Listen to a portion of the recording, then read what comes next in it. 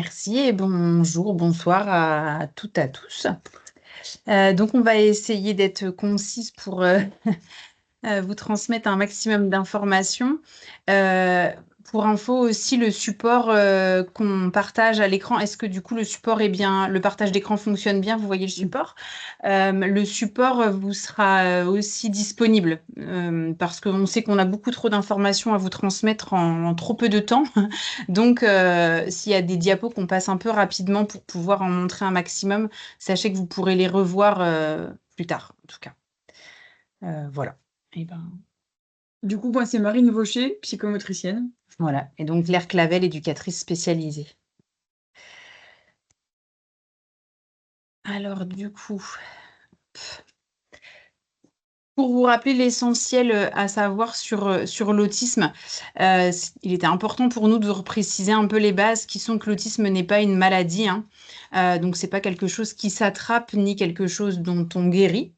C'est un trouble du neurodéveloppement donc c'est les fonctions du cerveau qui sont atteintes. C'est le cerveau qui s'est, développé de cette façon, dans le ventre, de notre maman donc voilà, on naît, avec un TSA et on vit avec son TSA. Les choses peuvent évoluer, hein, mais en tout cas le TSA est présent tout au long de la vie quand il est là. Pour avoir une idée d'épidémiologie, les dernières statistiques qui sont sorties, elles sont de 1 à 2 de la population, donc ce qui n'est pas négligeable. C'est quelque chose qui est retrouvé, sur tous les continents, enfin voilà, qui est assez généralisé, généralisable en tout cas. S'il y avait une proportion de filles-garçons à vous donner, elle serait d'environ 3 garçons pour 1 fille.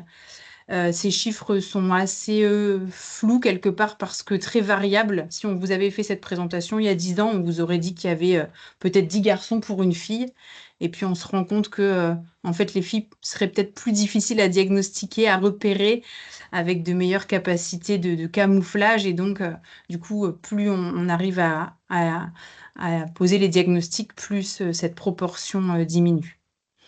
Et puis, il y a cette notion de handicap invisible qui fait que, ben, voilà, au premier abord, c'est pas quelque chose forcément qui se voit. C'est pas quelque chose qui se voit tout le temps. Voilà, il y a des moments de la vie où la personne va être un peu plus ordinaire, on va dire, ça va passer un peu plus invisible et puis à d'autres moments, ça va être plus visible.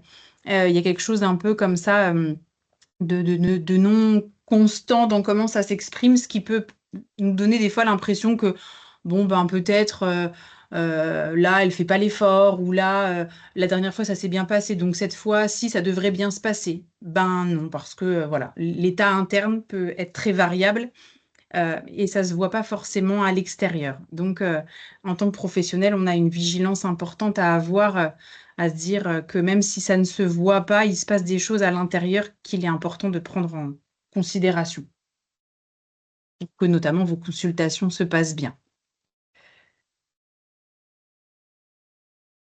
Alors du coup, on voulait vous rappeler aussi un petit peu, tout ce qui était, d'ordre, nosographique au niveau du trouble du spectre de l'autisme on se base sur les critères diagnostiques du DSM-5, donc du Manuel diagnostique et statistique des troubles mentaux. Et il y a 2 grands critères diagnostiques, hein, qui définissent, les troubles du spectre de l'autisme. Ça se caractérise donc par des altérations significatives dans 2 domaines, qui sont des déficits persistants au niveau de la communication et des interactions sociales. On vous détaillera après au fur et à mesure des diapositives, quels sont ces déficits en fait au niveau de la communication et des interactions sociales et comment ça va impacter, sur le plan relationnel aussi, les personnes et quels sont les points de vigilance à avoir pour, dans les consultations, handi-gynéco. Et le deuxième critère diagnostique, c'est, les comportements, activités et intérêts restreints, ou répétitifs. Donc il faut qu'il y ait, ces 2 choses-là, nous, dans le cadre de notre activité au CRA Lorraine pour qu'on pose un diagnostic, de trouble du spectre de l'autisme. Voilà. Donc, dans la diapo suivante, il y a plus de détails en fait sur ces deux critères. Le premier critère A, au niveau socio-communicatif, on a plusieurs choses qui sont impactés, à savoir que, vous voyez en haut à droite de la diapo, on vous a mis un petit attention, tous ces critères-là, ils rentrent dans le cadre du trouble du spectre de l'autisme quand ils se produisent de façon intense, que l'expression de ces particularités dure dans le temps et que la fréquence est élevée. C'est-à-dire qu'il y a plein de petits exemples qu'on va pouvoir vous donner qui vont être dans le développement typique, notamment surtout chez l'enfant, mais également chez certains adultes, selon l'état émotionnel de la personne ou dans d'autres troubles voilà, qu'on peut retrouver. Mais dans l'autisme, on fait vraiment attention à ça, la notion d'intensité, de durée et de fréquence. Donc, dans le critère socio-communicatif, on a un déficit. On reprend. Tu veux qu'on reprenne après? Oui, on va vous reprendre après, ce sera mieux. On va détailler à chaque fois, je ne vais pas tous vous les relire. Mais en tout cas, ça, c'est vraiment tous les critères diagnostiques. On se base sur ces informations-là pour poser un diagnostic. Et on part aussi de là pour l'accompagnement en fait, des personnes, hein, pour voir qu'est-ce qui est le plus impacté. Et puis aussi, comment adapter, nous, là, pour vos consultations en gynécologie, mais nous, c'est la même chose pour le travail qu'on va faire avec ces personnes dans nos spécificités. Claire, en tant qu'éducatrice, moi, en tant que psychomotricienne, on va partir de tous ces critères-là pour voir où en est la personne et comment on peut s'adapter à elle et qu'est-ce qu'il faut travailler, comment on peut l'accompagner. Voilà. Du coup, cette diapo, elle résume un peu les 7 diapos qui vont suivre parce que du coup, les 7 critères que vous voyez affichés, donc les 3 critères A et les 4 critères B, on vous les a repris un par un avec du coup des exemples vraiment très concrets de ce que vous pourriez observer et puis des exemples très concrets aussi de conseils, de trucs et astuces divers et variés qui pourraient vous servir concrètement, quoi. Par exemple, le premier critère qui est un déficit de la réciprocité sociale ou émotionnelle, on va dire. Du coup, c'est des personnes qui peuvent avoir un décalage émotionnel ou une difficulté de repérage de l'émotion de l'autre. C'est-à-dire que voilà, ils vont pas forcément bien être capables de s'ajuster à leur interlocuteur. Si leur interlocuteur est fâché, peut-être qu'eux ne vont pas percevoir sa colère parce qu'elle est exprimée de façon légère et puis du coup, ils vont pas prendre la mesure que l'autre est fâché en face et donc, ça crée aussi donc des impairs sociaux et voilà, et le fait qu'on ait du mal à s'ajuster l'un à l'autre, quoi. Euh, du coup, dans les conseils qu'on pouvait vous donner, c'est qu'ils vont avoir besoin que les choses soient dites assez clairement dans comment je m'adapte à l'autre. Parce que l'adaptation sociale, c'est aussi quand je m'adresse à quelqu'un que je ne connais pas, est-ce que je le tutoie, est-ce que je le vouvoie, est-ce que je lui dis madame, est-ce que je l'appelle Claire, est-ce que... voilà, comment on s'adresse à l'autre. Et ça, il n'y a pas trop de code en fait qui nous le dictent et eux, ils sont un peu perdus souvent là-dedans. Donc, n'hésitez pas à leur poser un cadre en disant, dans le cadre de notre consultation, je vous propose de m'appeler donc comme vous le souhaitez, hein, si vous souhaitez qu'ils vous appellent madame ou par votre prénom, peu importe. Et puis, je vous propose qu'on se voit ou qu'on se tutoie. Et poser des fois un cadre comme ça, eux, ils sont déjà rassurés par comment ils vont devoir s'adresser à vous. Et puis au niveau émotionnel, eh bien, c'est ou l'un ou l'autre. C'est soit on va vous conseiller d'être plutôt neutre, c'est-à-dire ne pas forcément exprimer trop d'émotions dans le sens où il risque d'être perdu à ne pas savoir bien l'évaluer et à se sentir mal à l'aise de ne pas savoir quoi en faire. Ou inversement, si vous devez manifester une émotion particulière pour qu'ils en prennent conscience, soyez au contraire assez... marquez bien votre émotion pour qu'ils comprennent que là, par exemple, ce qu'ils sont en train de faire, c'est interdit. Enfin, voilà, je sais pas, c'est l'exemple qui me vient ou que, voilà, en tout cas, soyez assez concret dans ce que vous allez leur expliquer. Et puis, si des fois, il y a des impairs sociaux, parce que d'un coup, ils vous ont tutoyé alors qu'apparemment, d'habitude, tout le monde vous voit, peut-être vous pouvez aussi ignorer cette maladresse et se dire que c'est peut-être pas l'important dans votre consultation. Oui, ça peut même être quelque chose de plus franc. Je pensais dans le public que vous pouvez recevoir en masse ou en femme, quelqu'un qui va vous faire un câlin pour vous saluer, vous dire bonjour. Voilà, ça va être un impair social, mais ça va être en lien avec la façon dont peut-être la personne a encodé qu'elle disait bonjour, c'est comme ça qu'elle dit bonjour. C'est ça. Donc c'est la politesse, c'est pas adapté, mais ça peut être comme ça aussi. Voilà. Voilà. Donc, ça, c'est pas forcément nécessaire de reprendre et de développer dessus. Dans le contexte de la consultation gynéco, quoi. Ouais, Après, c'est peut-être ça. dans un autre contexte, effectivement, c'est quelque chose à travailler, mais c'est quelque chose qui peut arriver Oui. dans ce contexte-là. N'y sentez pas, vous, en tout cas, d'intention d'être malveillant ou malmenant avec vous.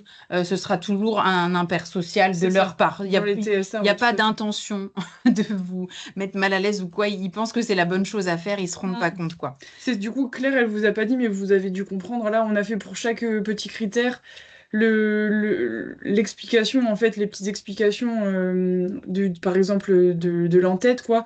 Et puis en dessous, des petites bulles avec les conseils qu'on a imaginés pertinents pour vous dans les consultations. Alors après, on est peut-être des fois pas parfaitement dans le contexte, ça s'adaptera peut-être pas toujours à la patientèle que vous aurez. Mais en tout cas, c'est vraiment ce qui nous a semblé important à retenir. De façon centrale sur les petits conseils pratiques, quoi.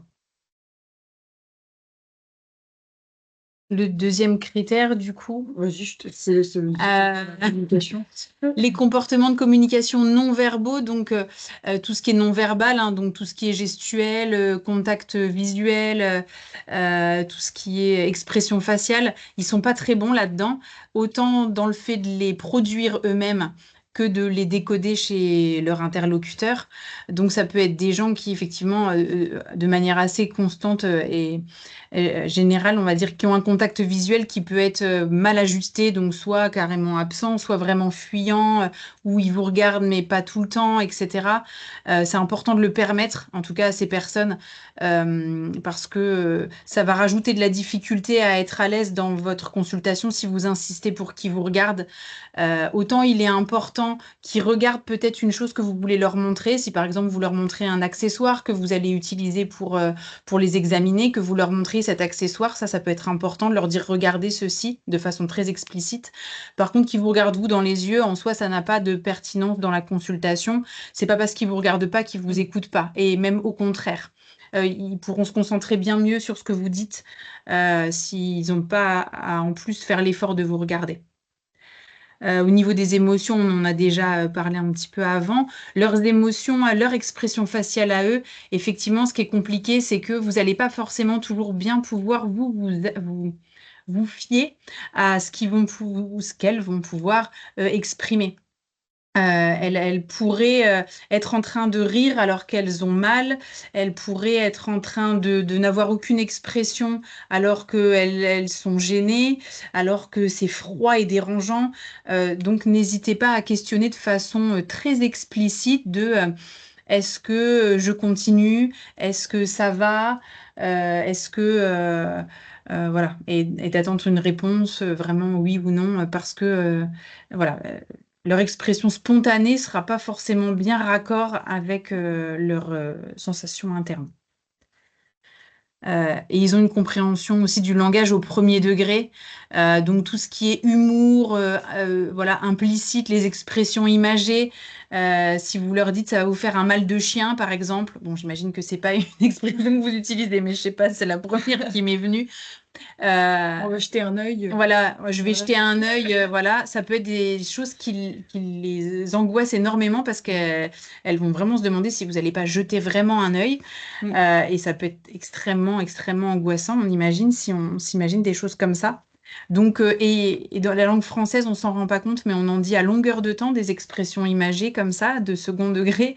Donc, si vous voyez à un moment donné la personne qui manifeste une incompréhension, n'hésitez pas à vous faire le chemin dans votre tête et vous dire, ah oui, j'ai dit une expression, peut-être je vais le redire très clairement. Donc là, je vais regarder votre poitrine, voilà, plutôt que jeter un œil ou des choses comme Mm. ça. Soyez vraiment le plus clair, net, simple et concret possible. Souvent, on utilise ces mots de second degré pour un peu contourner la chose parce que ça peut nous mettre mal à l'aise de dire la chose un peu trop crue. Les personnes avec autisme ont besoin qu'on dise les choses telles qu'elles sont. Voilà, donc on ne fait pas des tours et des détours. Pour eux, c'est très important que ce soit très précis. Je termine avec celui-là et Allez, t'embraye avec les autres, ok. toi. Donc le dernier critère au niveau de la communication et du langage, c'est un déficit du maintien, de la compréhension et du développement des relations. Ça rejoint un petit peu déjà ce qui a été dit avant, mais voilà, quel lien j'entretiens avec qui? Est-ce que tu es une amie ou est-ce que tu es une professionnelle? Est-ce qu'effectivement, quand je vois la sage-femme qui arrive, je lui fais un câlin? Bon, bah, ça, c'est pas une évidence pour eux. Comprendre aussi l'intérêt de la consultation. Pourquoi on me demande de venir là, etc. Souvent, c'est des personnes qui subissent les examens médicaux plus qu'ils n'en prennent part. Donc, voilà, c'est vrai que plus ils comprennent ce qu'ils viennent faire là et l'intérêt pour eux de les examiner de cette façon, à cet endroit-là, etc., est essentiel. Et puis, dans la relation aussi, c'est des personnes qui peuvent vous sembler, par tout ce qu'on a dit aussi avant, par le fait qu'ils n'expriment rien, par le fait qu'ils ne vous regardent pas, ils peuvent sembler indifférents. C'est pas du tout forcément le cas. Et là, ça va être important de vous appuyer. Si vous n'avez pas ces points de repère directement avec la personne, appuyez-vous sur les gens qui la connaissent bien et qui pourront vous dire non, mais du moment qu'elle t'a pas repoussé, c'est qu'elle était d'accord, mais effectivement, elle n'exprime pas sinon clairement si ça va ou pas. Donc ce que vous n'arriverez pas à décoder chez ces personnes, prenez-les vraiment avec les équipes, quoi, en fait. Et puis, n'hésitez pas à laisser aussi ce qu'on appelle, nous, des temps de latence. C'est-à-dire que quand vous demandez à une personne, est-ce que, maintenant que je vous ai expliqué, est-ce que je peux toucher votre poitrine? Comptez des fois jusque 5, même 10 dans votre tête pour être sûr que, elle réfléchit, qu'elle puisse vous dire oui, non. Voilà, parce que des fois, la réponse met vraiment plusieurs secondes, et 10 secondes, ça paraît rien, mais ça peut être très long. Quand on attend une réponse, on se dit au bout de 1 ou 2 secondes, voilà, on a l'impression que la réponse viendra pas. Des fois, il suffit d'attendre un peu. Voilà, donc laissez des petits temps, des blancs pour qu'ils puissent répondre, qu'elle puisse répondre. Alors du coup, par rapport au critère B, donc je vous indiquais, c'est le caractère stéréotypé ou répétitif des mouvements, de l'utilisation des objets ou du langage. Donc on vous a parlé un peu de différentes choses qu'on peut observer chez les personnes avec autisme, notamment des mouvements atypiques comme du flapping ou des balancements, soit du corps entier ou des parties du corps. Ça, c'est des choses que vous allez, je pense, observer assez fréquemment dans vos consultations, parce qu'en plus, ça peut être majoré par le contexte émotionnel, la situation de nouveauté. Donc, dans une consultation, on coche un petit peu toutes ces cases-là. Le flapping, c'est ces mouvements-là, hein, c'est vraiment souvent, dans Ouais. vos consultations, ça va être souvent lié à l'anxiété. Voilà, ou du balancement aussi, des personnes qui vont pouvoir se balancer en même temps pour se concentrer, pour vous écouter. Donc, ça peut être ou pour gérer voilà, tout ce qui est stéréotypie, ça va être pour gérer les émotions, pour permettre de se concentrer ou pour permettre de faire face au stress. Donc l'idée, c'est de se dire, ben, déjà de les permettre, de pas dire à la personne d'arrêter de se balancer. Après, si vraiment c'est gênant pour votre consultation, par exemple, si vous devez faire dans votre consultation gynéco, Claire, prenez l'exemple de l'examen de la poitrine, la personne elle se balance tellement que vous pouvez même pas accéder au toucher. Bon bah là, voir si c'est possible de timer l'arrêt, donc c'est-à-dire de lui permettre de le faire pendant, je sais pas, 30 secondes, et puis à la fin des 30 secondes d'arrêter, et puis ensuite de pouvoir dire à la personne qu'elle pourra le reprendre une fois que vous aurez terminé votre examen, ou le remplacer par autre chose. Là, nous, on a tout un tas de petits fidgets. Là, je sais pas si vous voyez là, un petit tablier visuel. Je vous montre ça en même temps parce que ça peut être des petits objets. On se disait que ça pourrait être pour vous dans vos consultations d'avoir une petite mallette d'objets un petit peu sensoriels intéressants qui vont permettre de timer ces moments-là pour les personnes. TSA, ça pourrait être intéressant. Et puis, dans le cadre de ces mouvements atypiques-là aussi, observer les autres signaux non verbaux. Est-ce que le flapping, souvent, c'est associé à la joie, donc peut-être la personne, elle est contente de vous voir, d'avoir un moment avec vous, voilà, ça se passe bien sur le plan relationnel. Ou est-ce que plutôt, vous trouvez que le signe, il est en lien avec de l'anxiété dans votre regard, et à ce moment-là, peut-être trouver des moyens de faire baisser cette anxiété-là chez la personne. Et puis l'intensité, comme tu dis, le fait de le faire baisser. Si la personne, elle arrive en consultation et qu'elle fait des petits gestes comme ça, On peut se dire qu'ok, ça va. Si à un moment donné, vous commencez à approcher pour palper, et que là, vous voyez les mains qui commencent à être comme ça, ok, c'est le signe que l'anxiété monte. Pourtant, peut-être Mm. qu'au niveau facial, vous percevrez rien. La personne, peut-être même, elle vous sourira, mais vous aurez peut-être d'autres signaux qui sont très atypiques comme ça, Mm. ou ça peut être juste des petits mouvements des doigts, mais qui vont s'accélérer ou qui vont servez-vous-en comme information aussi de dire, ok, là, peut-être j'attends quelques secondes. Mm. Je peux encore prendre du temps. Enfin, voilà, servez-vous-en comme information. Ouais, tout à fait.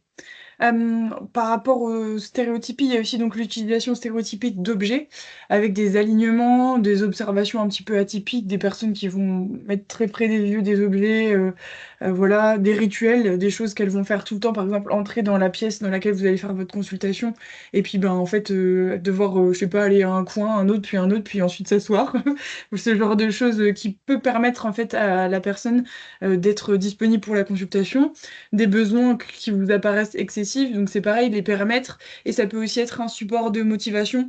Par exemple, voilà, de proposer à la personne de pouvoir le faire après une partie de l'examen que vous avez à faire. Ben voilà, sur des alignements d'objets, bon bah on s'arrête pendant tant de temps, 30 secondes, un petit timer avec 30 secondes ou un sablier, et puis après les 30 secondes, c'est possible de refaire ces alignements-là. Ça, c'est quelque chose qui fonctionne assez bien. Il y a aussi donc tout ce qui est étrangeté de langage, notamment l'exemple des écolalis. Les écolalis, c'est les personnes qui vont répéter ce que vous venez de dire exactement de la même façon. Et puis, ça va pas forcément être fonctionnel, donc ça ne vous permettra pas de communiquer avec la personne, en fait, ou de comprendre quelque chose de ce qu'elle veut vous exprimer. Et puis, il peut y avoir aussi un décalage entre ce que l'on dit et ce que l'on veut. Claire vous l'a dit un petit peu avant aussi, une personne qui va verbaliser quelque chose et ça va pas correspondre avec d'autres signaux non verbaux que vous allez observer. Donc là, d'où l'importance, encore une fois, de questionner clairement. Avez-vous mal? Oui, non. Êtes-vous d'accord? Oui, non. Sur des questions où il n'y a pas de détour, pas de mots en trop, enfin vraiment aller droit au but. Et puis donc observer le non-verbal qui peut traduire de l'anxiété ou de l'incompréhension aussi. Toutes ces parties-là. Donc une écolalie par exemple à outrance, c'est une personne qui n'en fait pas trop et qui tout d'un coup va se mettre à répéter tout ce que vous allez dire. Ça peut aussi manifester son anxiété par exemple. Mm. Elle va à nouveau reprendre ce mode de langage là qui est très atypique pour dire que là non, c'est trop, elle n'arrive Mm. plus à gérer. Donc, il y a également des intolérances au changement, des adhésions inflexibles à des routines ou à des modes comportementaux verbaux ou non verbaux. Donc, on sait que les personnes autistes, elles ont besoin d'immuabilité. Donc, de quelque chose qui va être prévisible, Qui qu'elles vont change pouvoir pas. anticiper, qui ne change pas. Voilà. Et quand tu n'as pas cette immuabilité, ça peut générer de l'anxiété, des réactions atypiques, et on a aussi des difficultés à généraliser. C'est-à-dire que ce qui va se produire dans une situation ne va pas se produire, enfin, la personne autiste ne va pas pouvoir se dire, bah tiens, cette situation-là ressemble à celle d'avant, donc je vais généraliser ce que j'ai fait dans cette situation précédente pour me dire que je peux m'attendre à la même chose. Par exemple, dans votre cas, ça pourrait être une consultation gynécologique, une femme qui en a déjà eu 3, 4 ou 5. Vous n'êtes pas la même personne, ou alors elle n'a pas associé ce que la personne avant vous a fait avec ce que vous allez faire. Et ben, elle ne va pas se dire, tiens, une consultation gynécologique, c'est ça. Elle ne va pas généraliser le concept de la consultation gynécologique. Donc là, il faudra du coup être encore plus prévisible et rendre visible l'invisible, donc toujours redire tout, même des choses qui semblent évidentes. Voilà. Pourquoi? Parce qu'il y a aussi chez les personnes autistes des routines qui sont inflexibles et qui viennent les rassurer. Qu'est-ce qu'on peut faire pour permettre le moins d'anxiété possible? Bah, c'est rendre visuel le déroulé de la rencontre et être prévisible. On va le répéter 12 000 fois, mais en Mm. fait, on s'en rend pas compte. Il y a des choses qu'on pense évidentes et en fait, il faut vraiment verbaliser toutes les étapes. Mm. Avec les exemples qu'on va vous donner tout à l'heure de support visuel, ça illustrera un petit peu aussi ce qu'on dit là dans le Tout à côté fait. rendre visible l'invisible. Ouais. Ça vous paraît peut-être un peu flou encore, mais on vous donnera des exemples. Il y a aussi donc ces routines-là, si la personne elle a des routines elle-même qu'elle met en place et qui sont efficaces pour elle, ben, les paramètres et ensuite faire la consultation. Si par exemple en allant dans une consultation médicale, elle a associé que elle devait faire telle chose, s'asseoir, venir vous serrer la main, enfin vous voyez quelque chose de très structuré, toujours pareil, ben, lui permettre de le faire avant de ensuite expliquer Mm. ce que vous allez proposer ce jour-là. Au niveau des choses atypiques, par exemple, je pensais à, on peut observer des fois des personnes qui ont besoin de flairer chaque nouvel objet Ah oui. qu'ils découvrent, vraiment de le sentir, hein, le flairage. Et c'est des personnes qui pourraient avoir besoin, avant que vous les auscultiez avec un accessoire quel qu'il soit, avoir besoin ou de juste de le toucher, ou de l'avoir regardé de tout près, ou de l'avoir flairé. Eh ben, sachez que en acceptant de passer par cette petite routine, ce petit rituel dont ils ont besoin, ça va vraiment conditionner la suite et eux, ça va les rassurer vraiment de se dire que, ok, vous êtes une personne qui permettait ce truc, qui est hyper rassurant pour eux. Et ok, bon, ben, en gros, je te fais confiance plus facilement parce que j'ai obtenu ça avant, quoi. Donc, Ouais, voilà. là, tu donnes du coup un exemple de routine sensorielle. On l'a pas mis dans celle-là, mais ça peut être une routine comportementale ou Ouais. verbale. Donc, besoin ou de faire toujours la même chose avant de démarrer une action, ou de dire toujours la même chose avant de démarrer une action. Il y a la notion aussi donc d'intérêt extrêmement restreint et fixe, anormaux soit dans leur intensité, soit dans leur but. Donc là, c'est des personnes qui vont adorer par-dessus tout quelque chose, au point, enfin, on peut pas comparer ça à une passion. On compare ça à quelque chose d'une passion qui est envahissante en fait, Mm. qui prend toute la place et qui fait que ça va être atypique par le type de centre d'intérêt ou par la durée du centre d'intérêt, c'est-à-dire que ça occupe tout le temps ou alors, quand la personne vous en parle ou vous montre quelque chose, ça peut être un objet, quelque chose, ce soit totalement envahissant et débordant. Donc, bien sûr, il faut permettre ce temps-là après dans votre consultation, dans la mesure du possible, hein, évidemment. Et puis aussi, l'utiliser comme un support de motivation.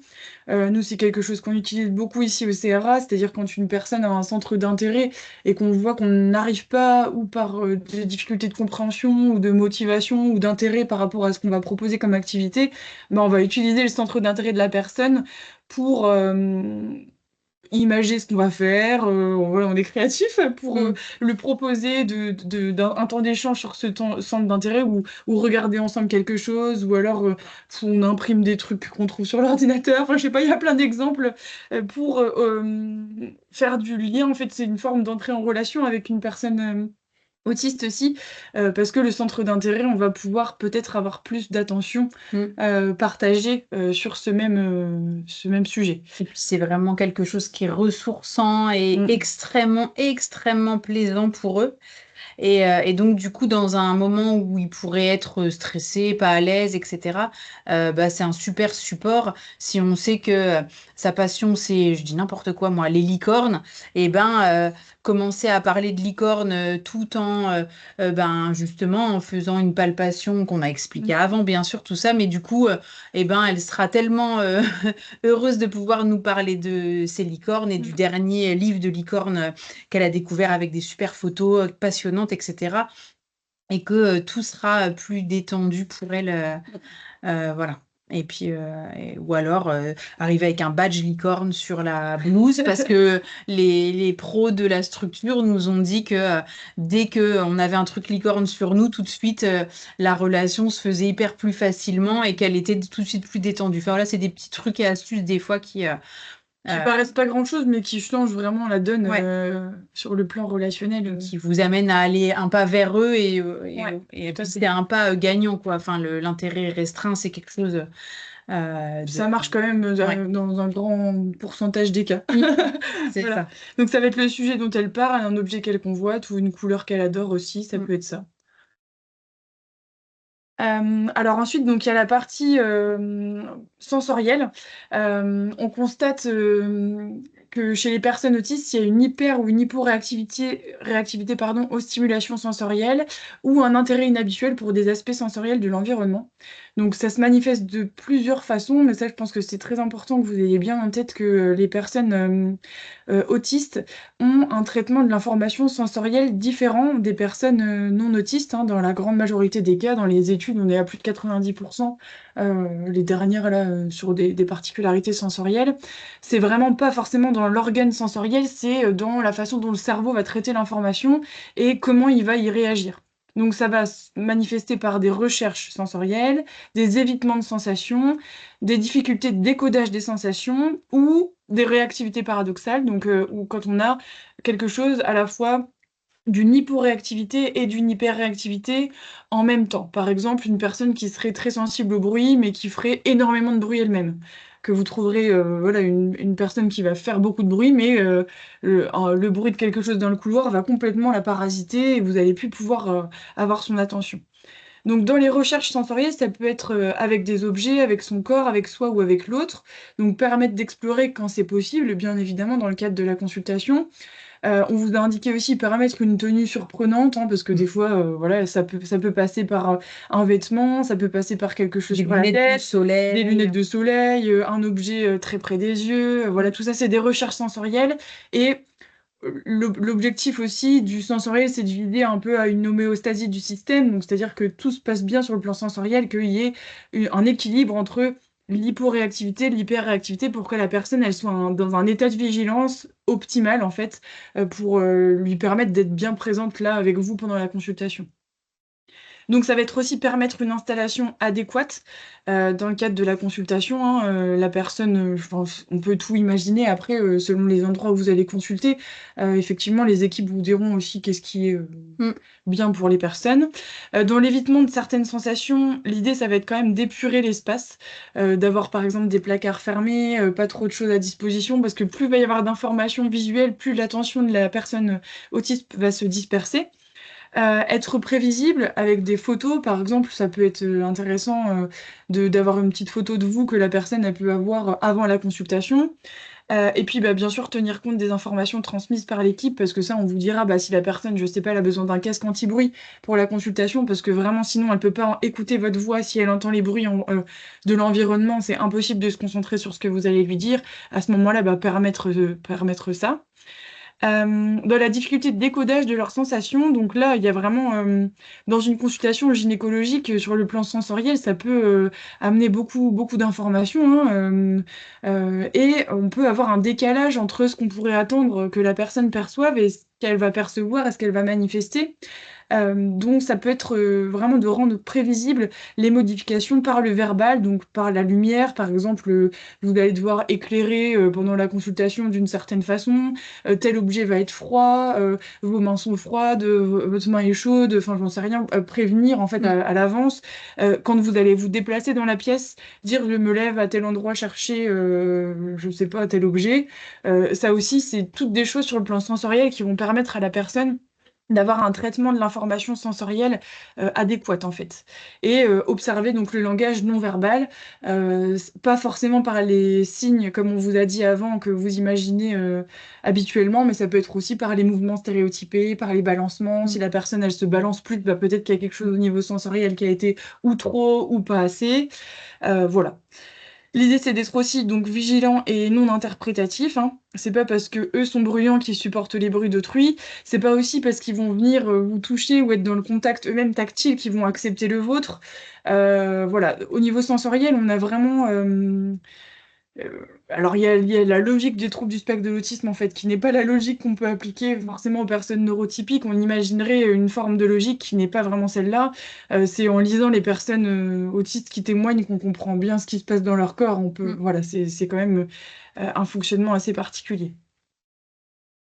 Donc, on vous a mis là une diapo avec un exemple de toutes les particularités sensorielles qu'on peut retrouver dans l'autisme, à quoi ça peut correspondre, et puis peut-être dans les hyper et les hypos. Donc, on parle d'hyper et d'hyporéactivité parce qu'on peut pas, on constate juste comment la personne réagit à l'information sensorielle. On ne sait pas vraiment ce qui se passe à l'intérieur de son corps. Surtout si vous êtes face à des patientes qui sont non verbales, on peut pas trop imaginer ce qui se passe pour elles.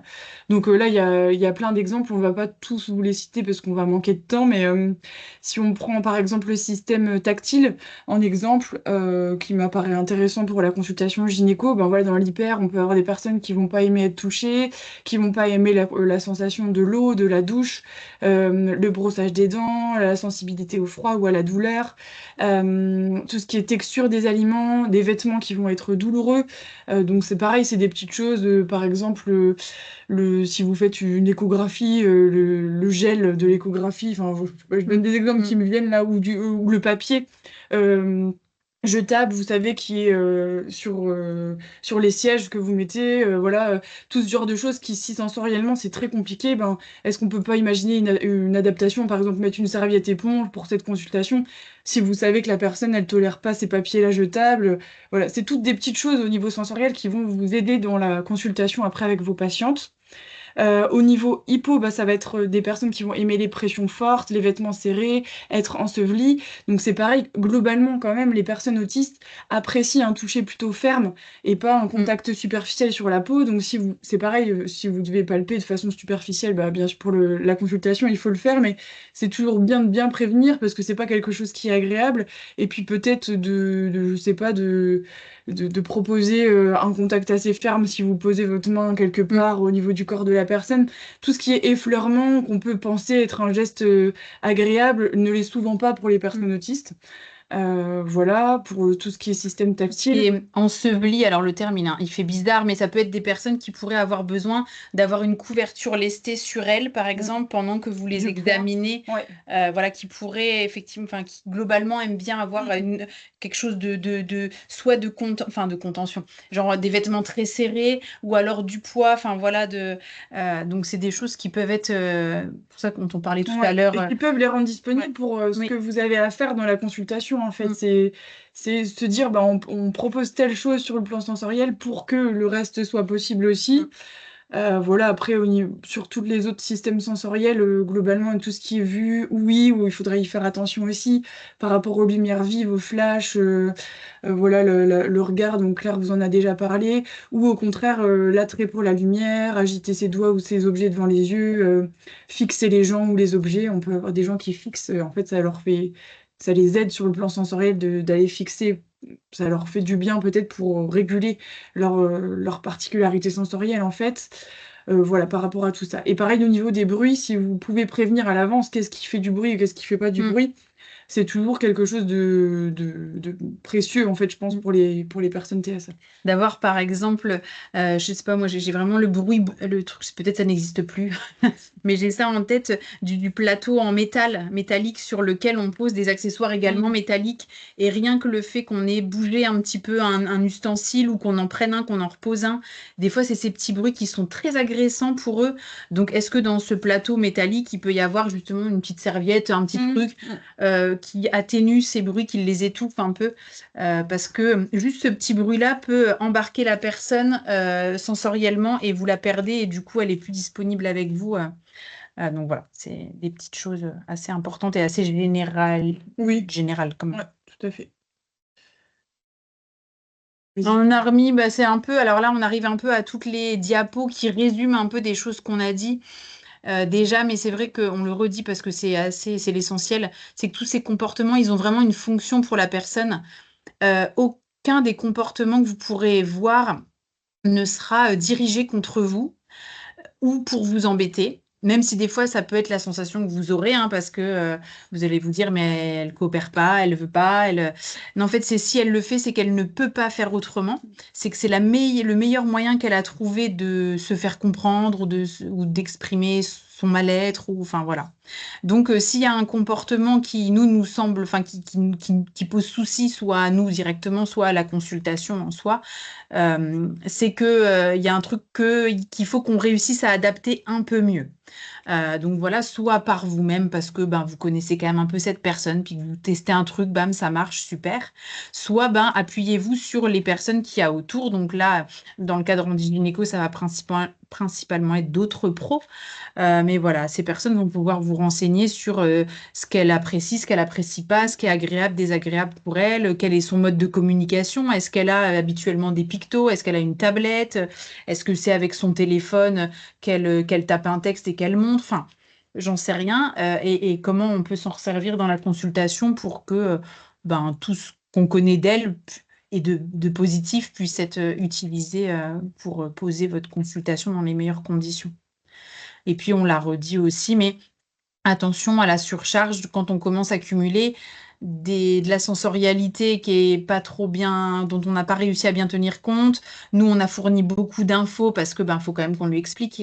Effectivement, on vous l'a dit, il faut que vous expliquiez des choses, mais voilà, du coup, ça plus ça, et puis bah, le fait qu'il y ait de la nouveauté, parce que ben On le disait aussi, on dit gynéco vient aussi combler quelque chose qui manque, donc c'est pas quelque chose dont qu'elles ont l'habitude de vivre. Peut-être vous, vous serez aussi une nouvelle personne, peut-être même dans une salle qu'elles connaissent pas. Enfin, donc ça, plus ça, vous savez que déjà vous quelque part, on part pas gagnant dans ce que va être la consultation, mais effectivement, il y a plein de billes à mettre en place, mais dont il faut avoir conscience qu'effectivement, si on s'adapte pas, elle pourra pas s'adapter mieux. Donc, ça va vraiment être à la consultation, épaulée par les pros qui connaissent la personne, que ça va se faire dans les meilleures conditions.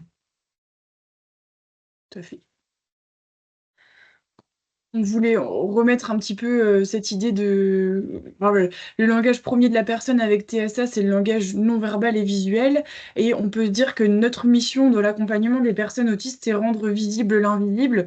Donc dans la consultation gynécologique aussi, donc c'est rendre visible le temps. Le temps, par exemple, vous avez Voilà. des outils comme ça, comme donc les timers, hein. Si la personne elle est là pour 30 minutes, ben, c'est peut-être bien de lui signifier que ça dure 30 minutes. Ou si on lui permet de faire une pause de 5 minutes, et ben, on lui montre que c'est 5 minutes. Enfin, voilà, et que Ça, il y en aura probablement sur les lieux dans lesquels vous allez vous rendre, dans les... Voilà, des outils qui seront peut-être déjà utilisés dans le quotidien de la personne. Donc le temps, la durée, les sensations aussi, donc verbaliser ce que la personne pourrait ressentir, les émotions, ce que vous voyez, ce qui n'est pas sous nos yeux aussi, mm. ce qui n'est pas là, ce que la personne, peut-être elle a fait avant, ce qu'elle va faire après, Mm. si vous le savez. Ou ce qu'elle ne peut Euh, pas voir dans une consultation gynéco, il y a aussi des choses qu'elle ne pourra pas voir a priori. Donc est-ce que, je sais pas, on positionne un miroir ou on commente ce qu'on voit, on commande ce qu'on fait pour aussi illustrer ce qu'elle ne pourra pas voir et ce qui va être anxiogène pour elle du coup. Il y a aussi donc toute la notion de nouveauté, hein, donc Claire vous en a parlé avant, effectivement ça c'est de tout verbaliser. Pourquoi? Parce que c'est nouveau.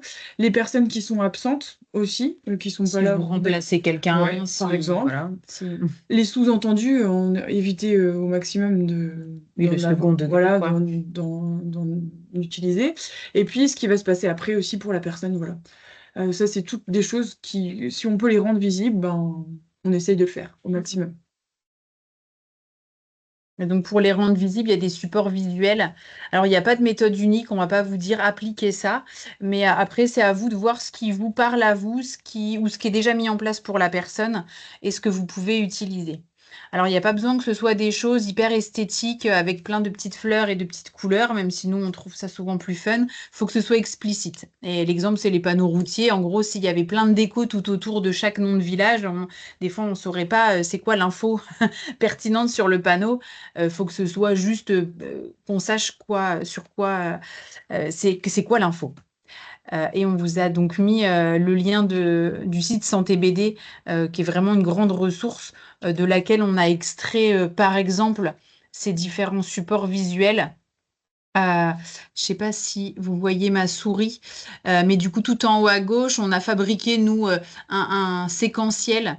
Donc ça, c'est des choses qui permettent justement de voir ce qui se passe aussi après. Alors là, on s'est imaginé une personne qui avait un intérêt pour les toupies et de pouvoir lui exprimer avec un petit séquentiel, qu'elle va rencontrer une sage-femme qui va examiner son sexe. Elle va s'allonger sur une table pour le faire, enfin sur un fauteuil, enfin voilà, vous le nommez comme vous voulez.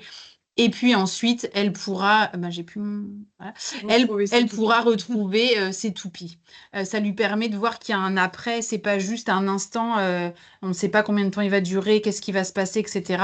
Je sais qu'il va se passer ça, ça et ça, et à la fin, il y aura un truc sympa qui est chouette. Il y a toutes les notions dans Santé BD qui nous apparaissaient intéressantes sur la notion de temps aussi, la notion de consentement, je peux accepter, je peux refuser, et puis ben, les images assez concrètes de l'acte, par exemple du toucher vaginal, on a mis, et puis la notion de vérifier que je n'ai pas de maladie. Vous les connaissez, je pense, ces supports-là, mais c'est vrai qu'ils sont très intéressants. Mm. Et puis peut-être d'extraire la partie...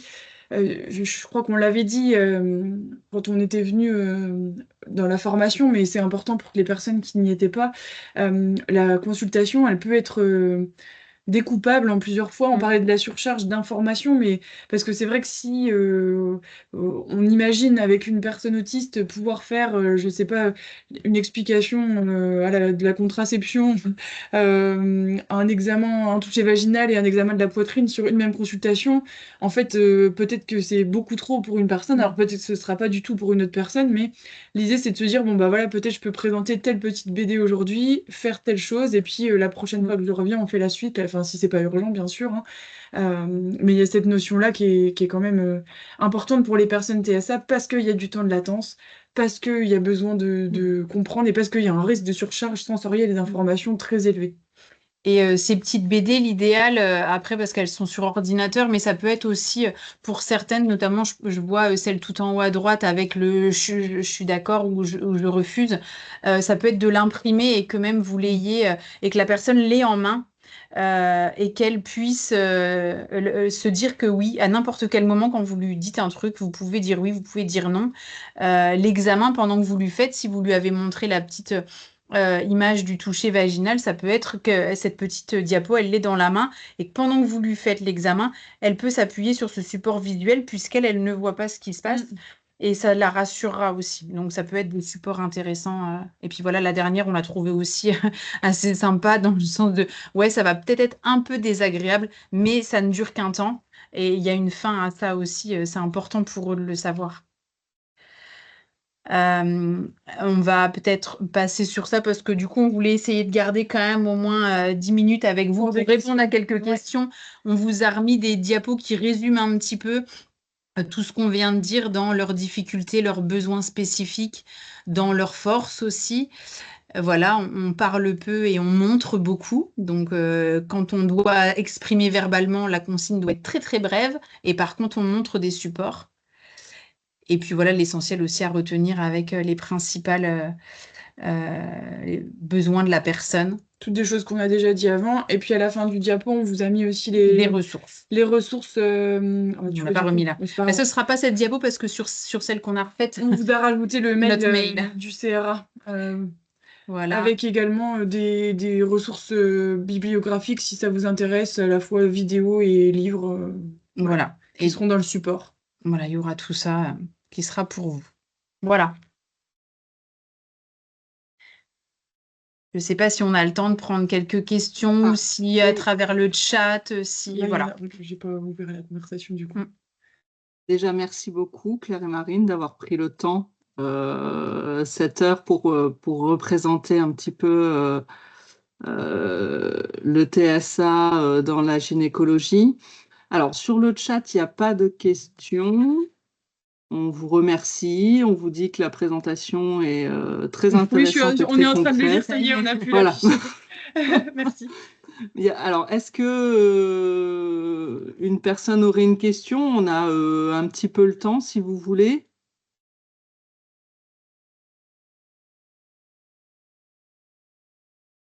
Ouais, Ça je n'a pense pas qu'on l'air. les a saturés en information là. Non, je pense que, enfin, honnêtement, je pense que c'était très très clair. Donc bon, voilà, j'ai pas Tant mieux. l'impression qu'il y ait des Super. questions. Encore une fois, merci beaucoup. Si jamais il y a des questions par la suite, ben, ma foi, n'hésitez pas à nous les faire parvenir. On les fera parvenir à Claire et Marine sans problème. Je vais couper mon truc parce Il y qu'il avait c'est une de question, vieux peut-on vous plat. questionner en cas de besoin? Oui, justement, Voilà. l'adresse mail, on l'a indiqué pour ça. Ça, c'est tout à fait possible. On est centre ressources, comme son nom l'indique. On est là pour être ressources. Donc sur le PowerPoint que vous recevrez, enfin le PDF qu'on va refaire, mais effectivement on l'avait modifié juste avant, puis je sais pas, on a perdu notre les trois modifs qu'on avait fait juste avant. On vous remettra nos noms sur la première page et puis les coordonnées mail du centre ressources et le téléphone pour nous contacter sans problème. Oui, bien sûr. Alors, ça, la question, donc, c'est les centres d'intérêt restreints sont présents dans les dossiers des personnes.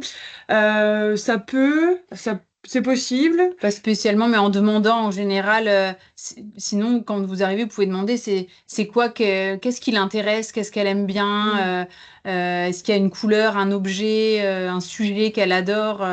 Voilà. En général, les pros, même si c'est noté nulle part, finalement, ils sauront tout de suite vous dire, ah bah oui, elle adore quand on parle de ça, bah son chat, ou je ne sais quoi, enfin voilà. Donc ça peut, en général, en demandant les pros qui autour de la personne, ont rapidement des idées. Oui, l'avantage, c'est comme il est un petit peu envahissant, il est assez visible, le centre d'intérêt en général. Oui, si vous commencez à avoir des boucles d'oreilles licorne avec un t-shirt licorne et un sac banane licorne, vous pouvez y aller direct. Donc, Il y a des chances que ce soit ça, effectivement. mais voilà, et puis, ouais. Alors après, est-ce que c'est noté dans les dossiers? Ça, peut-être. Alors la question, c'est en cas de crise d'angoisse ou de panique que l'on n'arrive pas à canaliser, que peut-on faire de notre côté? Alors bah tout dépend le type d'expression puis le contexte. Moi je dirais qu'on n'arrive pas à canaliser, c'est-à-dire si vous n'arrivez pas à apaiser la personne rapidement. Moi déjà j'interromprai la consultation et puis s'appuyer sur les personnes. Si vous faites dans le cadre de la masse ou du FAM, en fait directement aller auprès des professionnels qui sont autour de la personne, hein. Ou le centre d'intérêt restreint, les objets appréciés de la personne. Claire donnait l'exemple du lest sur le corps, ce genre de choses apaisantes chez la personne. Ça va essayer déjà toutes ces petites choses-là. Ce que j'aurais tendance aussi à vous dire, c'est peut-être les choses à ne pas faire. C'est-à-dire, en général, quand il y a crise, c'est qu'il y a surcharge, alors quelle qu'elle soit, sensorielle, d'information. Donc, ne parlez pas. Quand il y a surcharge, spontanément, ce qu'on aura tous envie de faire avec notre bienveillance, c'est qu'est-ce que je peux faire pour vous? Est-ce que ça va? Dites-moi, est-ce que vous voulez qu'on arrête ou non? Ouais, Non. donner 10 000 propositions Ouais. et puis aller près de la personne, la C'est ça. toucher, enfin, vous voyez, ce qu'on ferait naturellement avec Ouais. n'importe qui. Et donc là, Faut éviter le ça. truc, c'est plutôt, OK, nous aussi, on prend un peu de recul, ça peut nous permettre aussi d'observer ce qui se passe. Est-ce que la personne dirige son regard vers quelque chose? Est-ce que c'est le ray de lumière qui passe? Enfin voilà, des fois, ça peut être aussi, nous, ça nous permet d'observer peut-être, voilà, vers quoi elle dirige son oreille ou son regard et qui pourrait la déranger. Et du coup, on pourrait agir dessus. Mais ne la questionnez pas à lui demander, en général, quand il y a crise, on va dire le cerveau, l'interaction ne fonctionne plus. Ils sont plus en mesure de vous répondre, d'écouter et de réfléchir à ce qui leur ferait du bien, puisqu'ils ont déjà dépassé ce seuil. Donc plutôt, on se met un petit peu à distance et puis on observe. OK, est-ce qu'elle est en crise en mode je me fais du mal et comme dit là, bien sûr, faut Marine, bien sûr, on appelle à l'aide. Mais si juste elle est en mode je me bloque, je suis comme ça et puis il n'y a plus rien qui se passe, et ben OK, on prend un peu de distance, on observe. Voilà, tant qu'elle se fait pas de mal, etc. Et puis, on questionne pas. On peut peut-être éventuellement tenter de diminuer quelque chose qu'on viendrait de mettre en route, diminuer une lumière. Arrêter un bruit. Voilà, je sais pas moi. Proposer un objet apprécié de la personne, mais en le posant à côté d'elle, sans lui toucher la main. Enfin, vous voyez. Voilà. Ça pourrait être, oui, effectivement, si on l'a vu hocher un jouet en arrivant qu'elle a posé, ben on peut reprendre ce jouet et le mettre un peu comme ça juste à côté d'elle, quoi. Mais voilà, on lui dit pas, tiens, prends-le. En gros, c'est, tiens, je te le rends dispo, quoi. Enfin, ça, c'est ce qu'on se dit dans la tête, mais on lui dit pas. On le dit pas. Mais on le met à sa disposition et puis voilà. Et quelque part, vous ne pourrez pas vous faire grand-chose. C'est plus en leur laissant de l'air, de l'espace, et en limitant les stimulations qu'on aurait pu mettre en route, en parlant, en allumant une lumière, je sais pas quoi, qu'on peut tenter de faire redescendre.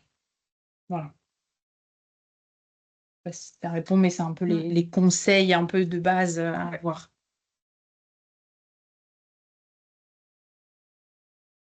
Parfait. Alors, c'était vraiment très clair. Est-ce qu'il y a une dernière question? N'hésitez pas, hein.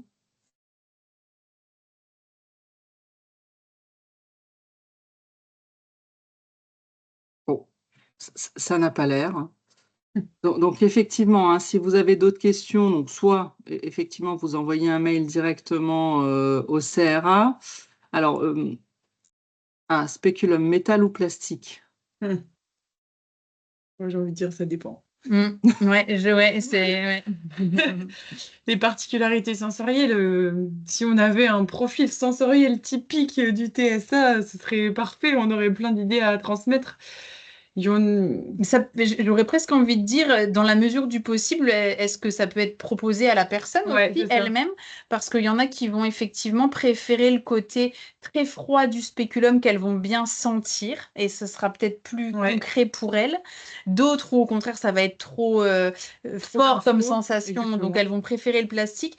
Peut-être c'est possible aussi de leur dire, je peux insérer celui-là ou celui-là.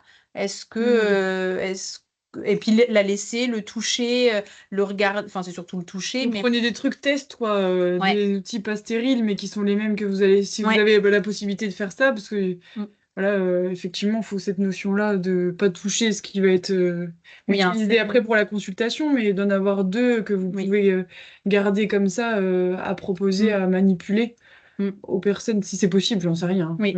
Et en leur faisant manipuler, pas juste en leur présentant, parce que je pense que c'est la sensation qui va être importante. Donc, leur proposer, voilà, vous les tenez, vous leur dites, vous pouvez toucher, lequel préférez-vous que j'insère? Et voilà, qu'elles touchent, parce que voilà, d'une à l'autre, elles vont pas forcément préférer l'un ou l'autre. Proposer. Parfait. Ok, donc je disais rapidement, si vous avez d'autres questions, est-ce possible de laisser un spéculum? Alors, dans les établissements, là, je vais peut-être répondre. Dans les établissements, on verra, ça dépendra de chaque établissement. En fait, il sera peut-être possible tout à fait de laisser des instruments directement dans l'établissement dans lequel vous allez intervenir. Et même peut-être que certains établissements vous proposeront d'acheter les différents instruments dont vous aurez besoin. Mais bon, ça pour le coup, encore une fois, ça dépend. Ça va dépendre des établissements. Donc voilà, ça on pourra y répondre par la suite, c'est pas un souci. Donc, je disais pour les questions, effectivement, vous pouvez recontacter directement le CRA, vous pouvez nous contacter, nous, sans problème. Alors, peut-être juste quand même une spécificité, il y a un CRA dans chaque antérégion. Donc, je suppose que selon l'antérégion dans laquelle on se trouve, il faut solliciter le CRA de l'antérégion. Oui, de préférence, c'est plus simple, oui. Non, enfin, dites-moi. Ben oui, après, si c'est pour un conseil pratique comme ça, c'est vrai que j'ai envie de dire n'importe quel pro de CRA pourrait répondre. Après, en termes de secteur, des fois, ça peut être pertinent parce que nous, on pourrait vous conseiller de vous renvoyer vers telle structure et du coup, ben, on connaît notre région en termes de secteur, quoi. Mais donc oui. Après, oui, il y en a un dans chaque interrégion. Voilà, bon, c'était pour donner l'information complète. Donc, en tout cas, il n'y a pas de souci. Claire et Marine vous répondront et au pire, renverront vers les bons interlocuteurs si besoin. Oui, tout à fait. Voilà. Encore une fois, merci beaucoup d'avoir pris ce temps. C'était très, très intéressant, très clair. J'espère que ça a convenu aux personnes qui se sont connectées. Et donc, pour le prochain webinaire, on se revoit dans 2 mois. Parfait, merci. C'est nickel. On se revoit dans 2 mois sur le mois de juin. Donc, ça sera le mardi 24 juin, donc pareil à 17 h. Et ce webinaire sera sur les mesures de protection, le soin et les mesures de protection. Voilà, à quel moment, qu'est-ce que je peux faire ou pas faire quand une personne est sous mesure de protection, quelles sont les différentes mesures de protection et à quel moment je dois un peu solliciter les mandataires quand j'ai besoin de faire un acte. Voilà. Encore une fois, merci beaucoup. Merci à vous de vous être connectés et je vous souhaite une bonne soirée et à bientôt. Bonne soirée aussi. Au revoir. Au revoir. Au revoir.